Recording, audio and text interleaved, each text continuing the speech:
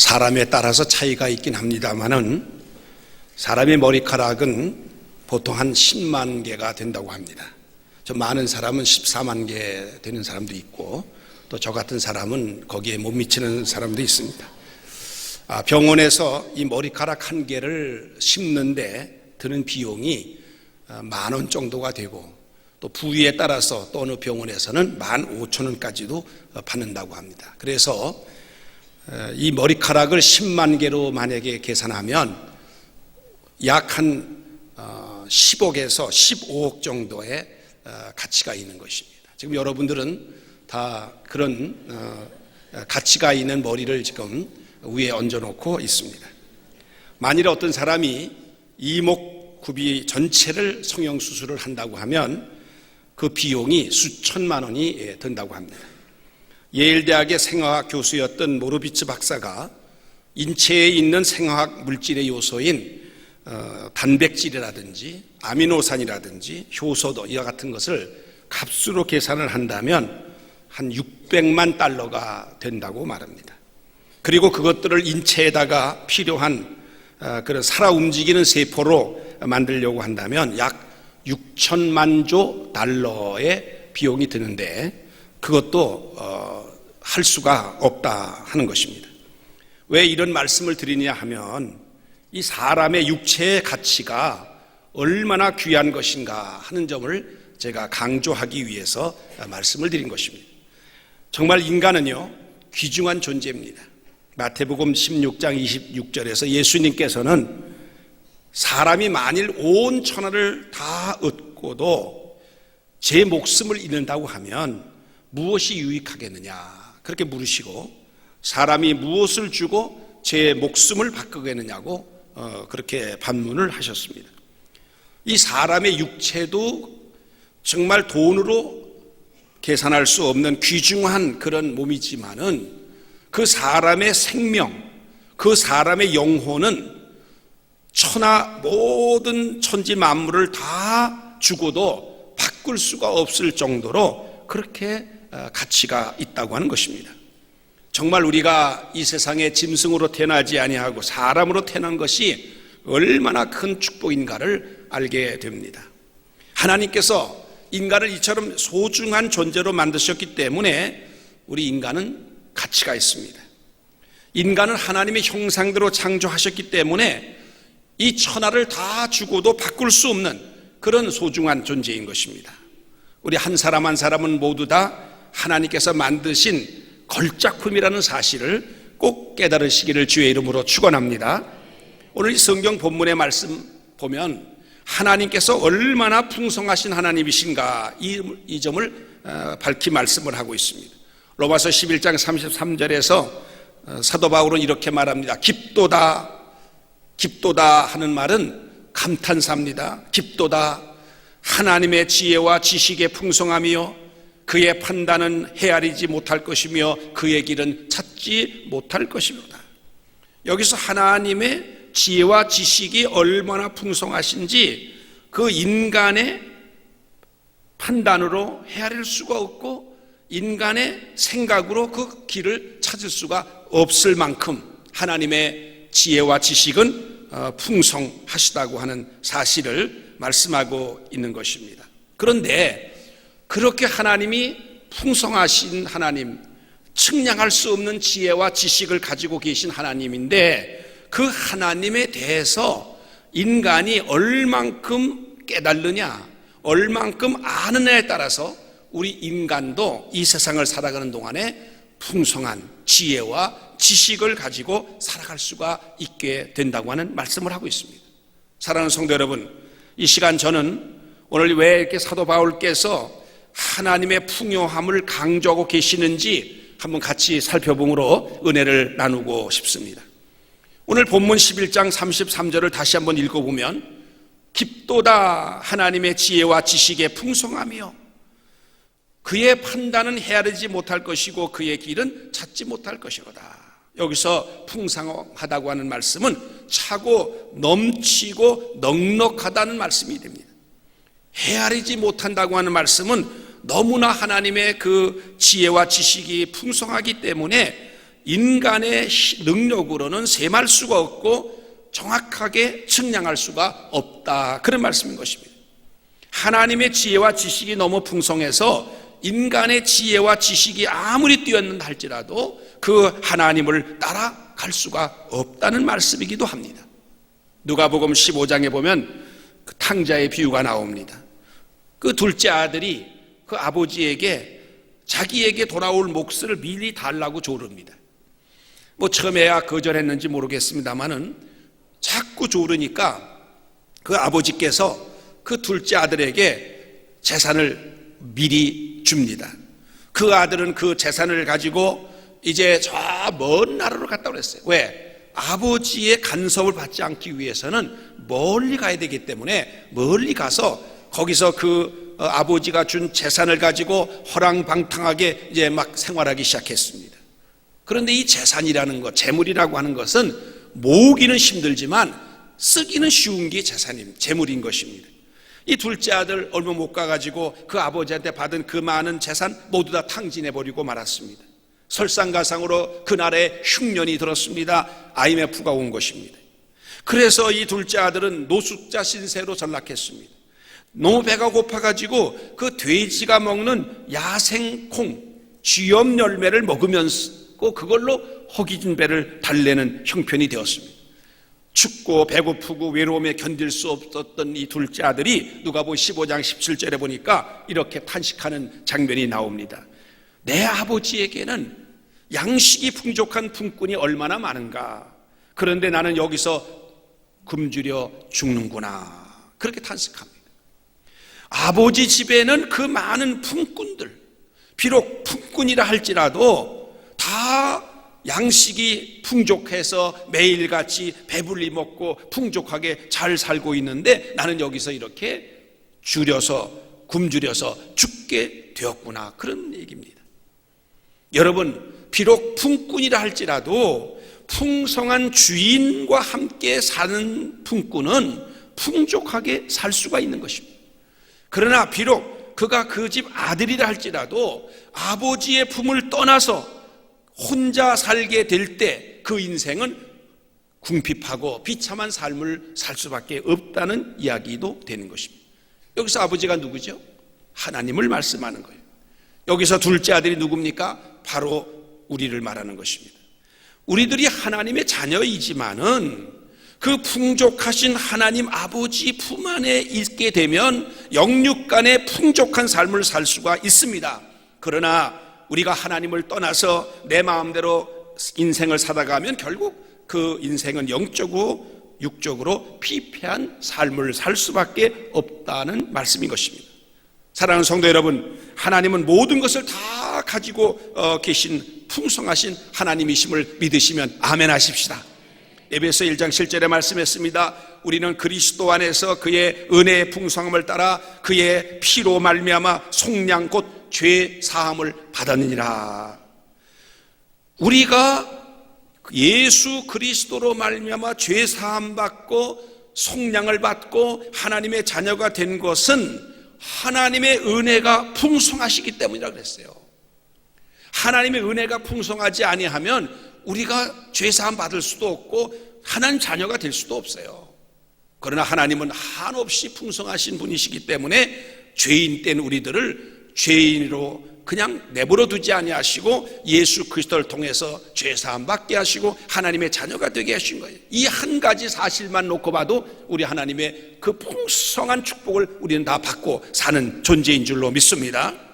또 에베소 3장 16절에 보니까 하나님의 영광의 풍성을 따라 그의 성령으로 말미암아 너희 속사람을 능력으로 강건하게 하옵시며 그랬어요. 하나님의 그 풍성한 영광의 풍성함은 어디서 오느냐? 우리가 성령을 받을 때 온다는 거예요. 성령으로 말미암아 우리의 속사람을 능력으로 강건하게 하시겠다고 하는 그런 말씀인 것입니다. 그러니까 여러분, 성령을 통해서 우리 하나님은 우리의 속사람을 강건케 해주시기 때문에 다 성령을 받아야 되는 거예요. 성령을 받으면 우리의 속사람이 능력으로 강건해지는 것입니다. 초대교회 성도들도 성령 받기 전에, 오순절날 성령 받기 전에 그들은 다 예수님을 믿었어요. 예수님을 알았어요. 그랬음에도 불구하고 그들은 능력이 없었습니다. 성령 받기 전에는 용기가 없었습니다. 남에게 전도하는 거는, 못하는 건 말할 것도 없고, 자신이 기독교이라는 사실을 남에게 알리는 것까지 숨겼어요. 무서워서, 두려워서.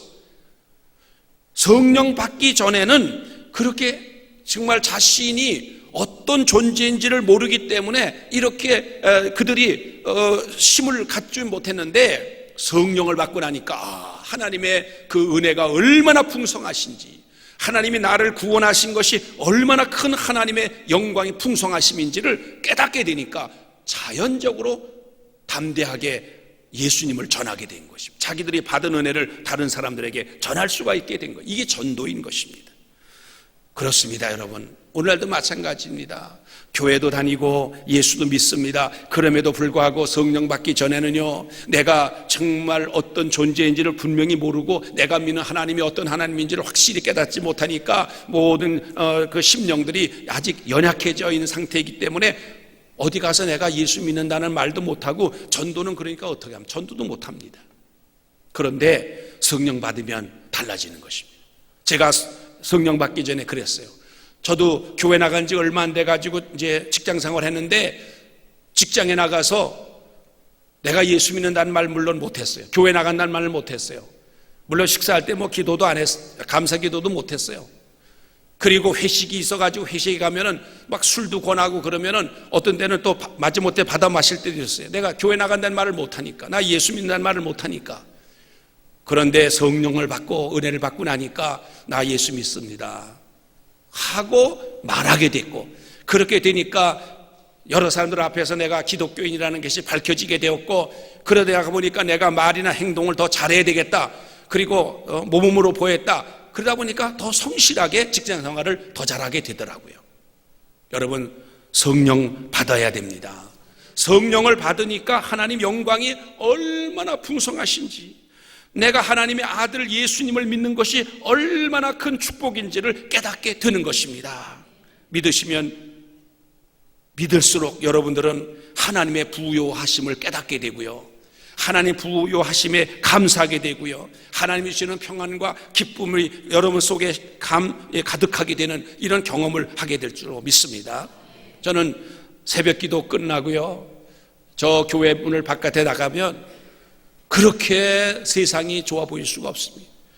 그 가로수가 단풍이 져가지고 이렇게 그 바람에 흔들리는 걸 보면요, 너무너무 황홀하고요, 지나가는 사람들 봐도 그렇게 좋아 보이고요, 정말 세상에 내가 살고 있다는 자체가 그렇게 좋을 수가 없더라고요. 야, 내가 그러다고 특별히 무슨 더 좋은 일이 있는 것도 아니고, 뭐 내가 특별히 무슨 그런 어떤 환경이 바뀐 것도 아닌데, 내 심령이 달라지니까, 내 은혜가 되니까, 마음속에 기쁨이 있고 감사가 있으니까 세상을 보는 눈이 달라지더라고요. 너무너무 감사한 거예요. 기쁜 거예요. 그냥 저절로 찬송이 콧노래로 나오는 거예요. 여러분, 이번 기도 대행전 중에 여러분 새벽 기도, 저녁 기도 열심히 참석하셔서 성령 다 받으시고 놀라우신 하나님의 은혜를 체험하시기를 주의 이름으로 축원합니다. 지금 우리 기도 대행진 진행 중에 있습니다만은 벌써 기도에 응답을 받았다는 성도들이 많이 계셔서 말씀을 하십니다.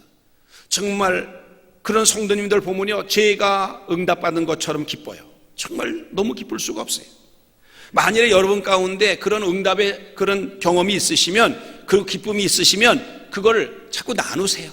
다른 사람으로 기쁨을 나누시고 은혜를 나누시고 간증을 하시면 이게 전도예요. 전도가 특별히 따로 있는 게 아닙니다. 그 내 심령이 넘쳐서 다른 사람에게 전달될 때 그것이 바로 전도인 것입니다. 이번 금요일 날은 우리 교회 권사님이 또 특별 간증을 하시게 되는데, 이렇게 내가 받은 은혜를 다른 사람하고 나누는 거, 그러면 내 믿음도 더 성장하고 다른 사람에게도 덕을 끼치고 다른 사람에게 은혜를 끼치고 다른 사람도 그런 간접적인 은혜를 받게 되는 것입니다. 혹시 여러분 가운데 지금 아주 굉장히 고난 중에 있는 분이 있습니까? 정말 여러분 어떤 때 문제 때문에 막막한 분이 있습니까? 정말 여러분들이 어떻게 할지 몰라 인간의 방법으로는 도저히 안 될 것 같은 일이 있습니까? 그럼 기도하시기 바랍니다.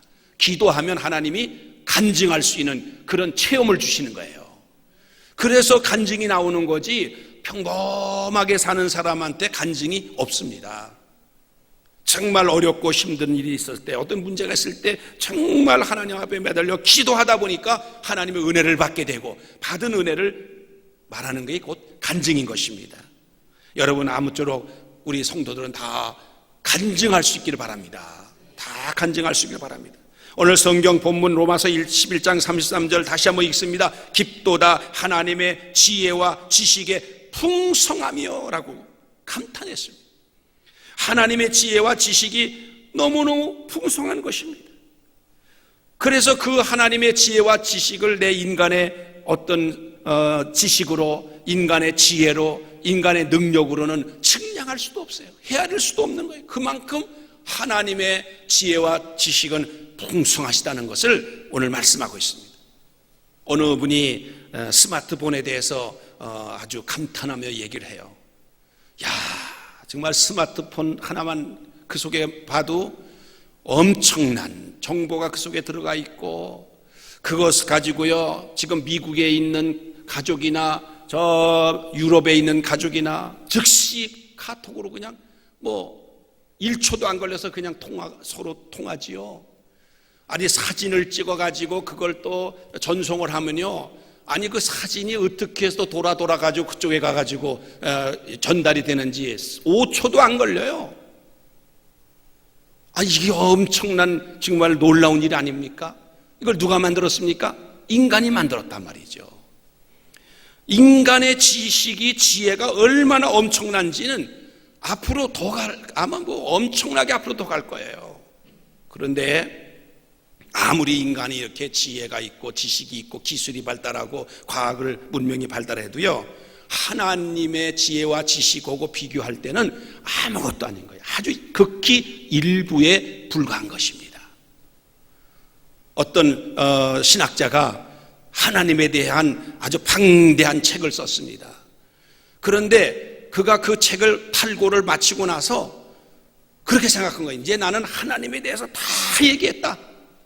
그 아주 뿌듯한 마음을 가지고 그날 밤 잠을 자는데 꿈속에서 해변가를 걷게 되는데 한 동자가 이렇게 모래 구덩이를 파고 거기다가 바닷물을 조갑주로 벗어 이렇게 또 떠담더래요.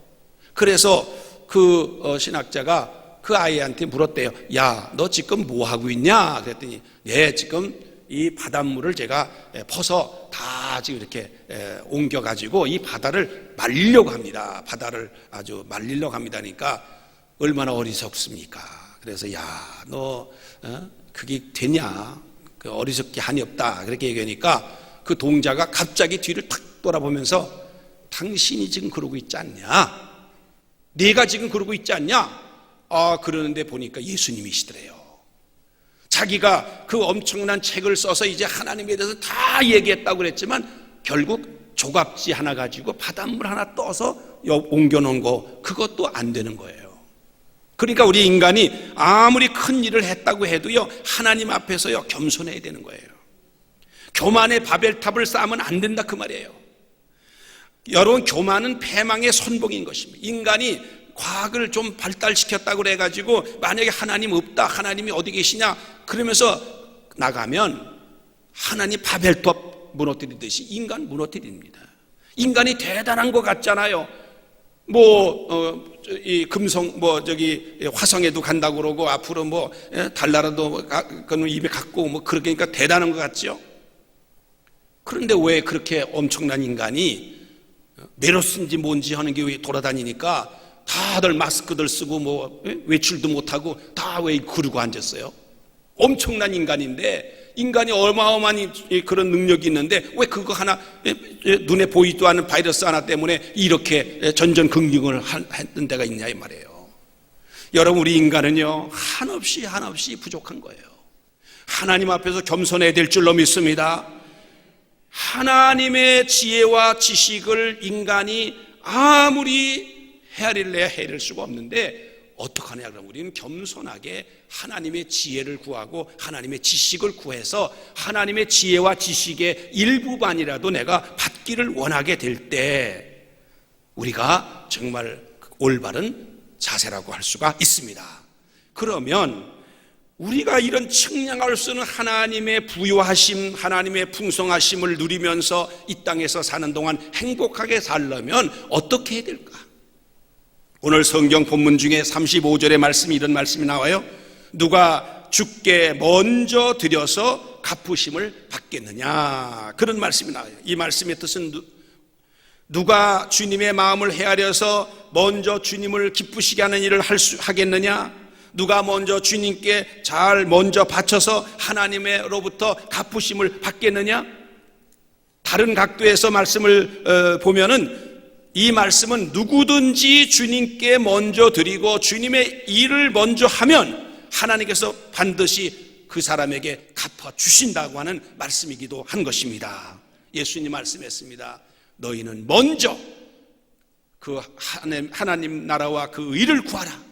그리하면 이 모든 것, 이 땅에서 필요한 모든 것을 너희들에게 더해 주리라 말씀하셨어요. 그렇습니다. 우리가 하나님의 풍요를 누리고 행복하게 사는 비결은 주님의 종으로서 주님 말씀에 전적으로 순종하고 주님께 먼저 드리고 주님의 일을 먼저 하게 될 때 하나님으로부터 영육간의 풍성한 은혜로 갚으심을 받게 된다고 하는 사실을 꼭 믿으시기를 바랍니다. 다음 주는 우리 교회에서 추수감사절을 지키려고 합니다. 요즘은 교회들이 오늘 추수감사로 지키는 교회도 많이 있고 좀 당겨서 많이 합니다. 계절적으로 조금 미국하고 우리하고 좀 안 맞아서 그런지 그렇게 하고 있습니다만은 추수감사주의를 앞에 놓기 때문에 제가 어떤 분이 보내신 그 글을 하나 여러분에게 소개해드리고 이 설교를 마치려고 합니다. 누군가는 이렇게 기도합니다. 걸을 수만 있다면 더 큰 복은 바라지 않겠습니다. 설 수만 있다면 더 큰 복은 바라지 않겠습니다. 들을 수만 있다면 더 큰 복은 바라지 않겠습니다. 말할 수만 있다면 더 큰 복은 바라지 않겠습니다. 볼 수만 있다면 더 큰 복 바라지 않겠습니다. 살 수만 있다면 더 큰 복은 바라지 않겠습니다. 놀랍게도 누군가의 이런 간절한 소원을 나는 다 이루고 살아왔습니다. 놀랍게도 누군가가 간절히 기다리는 이런 기적이 내게는 날마다 일어나고 있습니다. 부자는 되지 못해도 내 삶에 날마다 감사하며 살겠습니다. 어떻게 해야 행복해지는지 고민하지 않겠습니다. 아니, 내가 얼마나 행복한 사람인지를 날마다 깨달으며 살겠습니다. 나의 하루는 기적입니다. 나는 정말 행복한 사람입니다. 그렇게 그는 글을 썼어요. 그렇습니다. 우리가 감사하며 살아가는 사람이 행복한 사람입니다. 감사하는 사람이 하나님의 풍성함을 누리며 사는 사람인 것입니다. 이런 감사가 여러분 한 분 한 분에게 넘치시기를 주의 이름으로 축원합니다. 그래서 우리가 감사함으로 풍성하신 하나님께서 주시는 그 놀라우신 영육간의 크신 복을 충만히 받으며 살아가시기를 주의 이름으로 축원합니다. 기도하겠습니다. 고마우신 하나님, 주님의 은혜는 측량할 수 없이 감사합니다. 풍성하신 하나님, 하나님의 지혜와 지식의 부유함을 깨닫게 하여 주시옵소서. 그래서 한평생 영적으로나 육적으로 풍성한 삶을 살아가게 하여 주옵소서. 항상 기뻐하게 하시옵소서. 쉬지 말고 기도하게 하시고 범사에 감사하며 살아가는 우리 모든 성도들 되게 하여 주시옵소서. 예수님의 이름으로 기도하옵나이다. 아멘.